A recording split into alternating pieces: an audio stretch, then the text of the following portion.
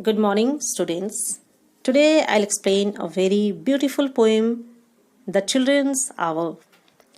This poem has been taken from Standard 7th Roots book, and this poem has been written by W.H. Longfellow.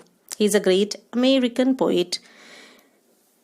This poem presents the feeling of a father who, after coming from days long hardships and after getting exhausted, meets his little children's, and this special moment is described as the children's hour.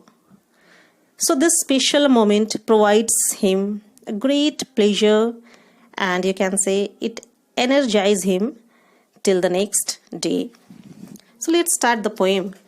Between the dark and the daylight, when the night is beginning to lower, comes a pause in the day's occupation that is known as children's hour. So in the first stanza, the poet is describing the precious golden moment which comes between the day and the night. You can say this special moment as dusk also. When the night is beginning to lower, जब अंधेरा धीरे धीरे बढ़ने लगता है, comes a pause in day's occupation. ये pause यहाँ pause का मतलब है freedom या leisure period. तो हमारा जो दिन भर जो occupation रहता है, जिस चीज़ में हम occupy रहते हैं, उससे हट करके ये जो special moment है, ये एक pause होता है हमारे दिन के और रात सोने के और दिन भर के काम के बीच में एक pause होता है, एक free time होता है. That is known as the children's hour. I hear in the chamber above me the patter of little feet, the sound of a door that is opened and voices soft and sweet. अब ये बताते हैं कि ये अपने chamber में ये जिस हॉल में बैठे हैं, इसके जस्ट ऊपर एक चेम्बर है.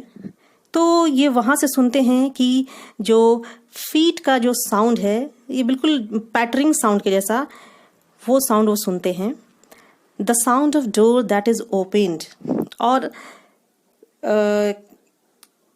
कह सकते हैं कि जो डोर है उसको खोलने की आवाज़ आती है.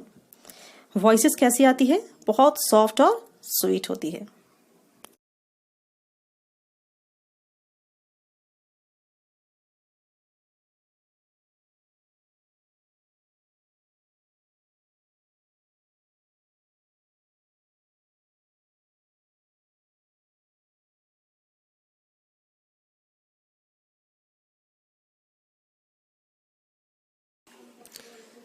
From my study I see in the lamplight, descending the broad hall stair, grave Alice and laughing Allegra and Edith with golden hair.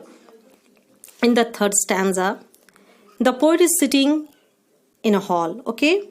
And he can easily see the three girls, Alice, Allegra and Edith, descending from the upper chamber. He can see in the lamplight, okay? A whisper and then a silence. Yet I know by their merry eyes that they are plotting and planning together to take me by surprise. In the fourth stanza, the poets say that sometimes I get a whisper and sometimes they get silent. But he can easily see a happiness in their eyes. Okay? And he is acquainted with the fact that these three girls will come and give him a surprise. The poet the father knows it very well that these three girls are plotting against him. They are conspiring to give him a surprise, but still he tries to be very innocent because he wants to enjoy this particular moment and give them a special type of pleasure.